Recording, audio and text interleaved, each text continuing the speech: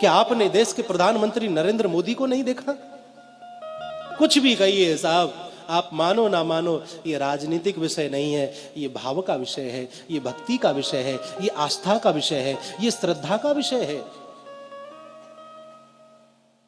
एक देश का राजा अपने जन्मदिन पर जब माता से मिले तो माता के चरण स्पर्श करता है, आशीर्वाद लेता है। चादर और फादर का समय चला गया साहब, क्षमा करिएगा। और अपनी संस्कृति को यदि बचाना है तो चादर और फादर से बचकर के ही रहना होगा, तभी ये संस्कृति बच सकती है। वो समय चला गया जब कहीं जाकर के चादर चढ़ाई जाती थी, कहीं जाकर के फादरों से मिला जाता था। अब समय वह आया कि जब अन्य किसी देश का राष्ट्रपति प्रधानमंत्री आता है तो हमारे देश का प्रधानमंत्री उसे ले जाकर के गंगा जी की आरती कराता है। महाराज, ये दृश्य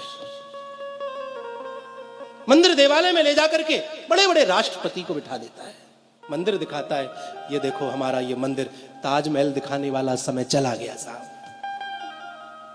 इस देश की संस्कृति को मजबूत किया जा रहा है और फिर भी हिंदू ना समझे तो फिर समझ नहीं सकता। वो संवैधानिक दायरे में है, वह आपको स्पष्ट रूप से नहीं कह सकता, वह आपको झलकियां दिखाता है। जब वह पशुपतिनाथ में जाकर के 8-8, 10-10 घंटे बैठ करके ध्यान लगाए और जब बाहर निकले मस्तक पर त्रिपुंड हो, गले में रुद्राक्षों की माला पड़ी हो, तो वह संकेत देता है, देखो मैं राजा बन गया हूं लेकिन अपने सनातन धर्म को मैं भूला नहीं। जिस प्रकार मुझे प्रधानमंत्री होने के बावजूद भी हिंदू होने पर गर्व है, उसी प्रकार प्रत्येक हिंदू को अपने हिंदू होने पर गर्व करना चाहिए। जब केदारनाथ में हमारे देश का राजा जाए और वहां ध्यान मुद्रा में बैठे और जब वहां से निकले भगवा वस्त्रों में, मस्तक पर विद्यमान त्रिपुंड, गले में पड़ी हुई रुद्राक्ष की मालाएं, वो चाल, वो शान, वो आंखों में तेज, अगर इस तेज को देख करके भी हिंदू ना समझे तो मैं समझता हूं कि फिर हिंदू समझ भी नहीं सकता है। अपने पतन का कारण आप और हम खुद हैं। हमने मस्तक पर चंदन छोड़ दिया, हमने चोटी रखानी छोड़ दी, हमने गले कांधे पर जनेऊ धारण करना छोड़ दिया, जिह्वा से हमारे मंत्र गायब हो गए।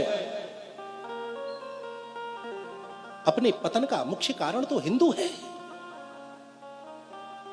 कितने आताताई हुए महाराज, बड़े बड़े राक्षस इस पृथ्वी पर जन्मे, वह सत्य सनातन धर्म को नष्ट नहीं कर सके।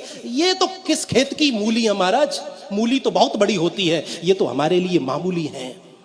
बशर्त यह है कि हिंदू को एक होना चाहिए, एक होना आना चाहिए।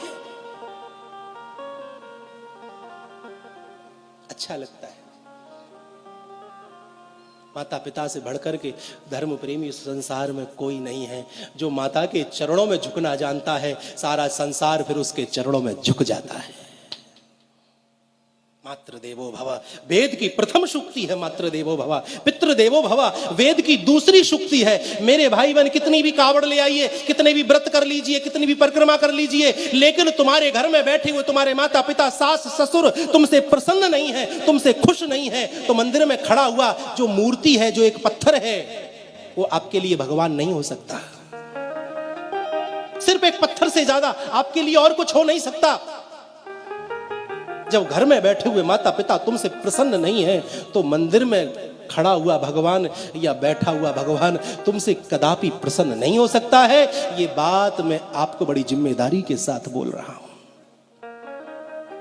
अपने माता पिता से प्रेम करिए साहब, ये जब तक जीवित है इनका सम्मान करिए, इनका सत्कार करिए, इनका आदर करिए, इनकी आंखों में कभी हमारी वजह से आंसू ना आ जाएं।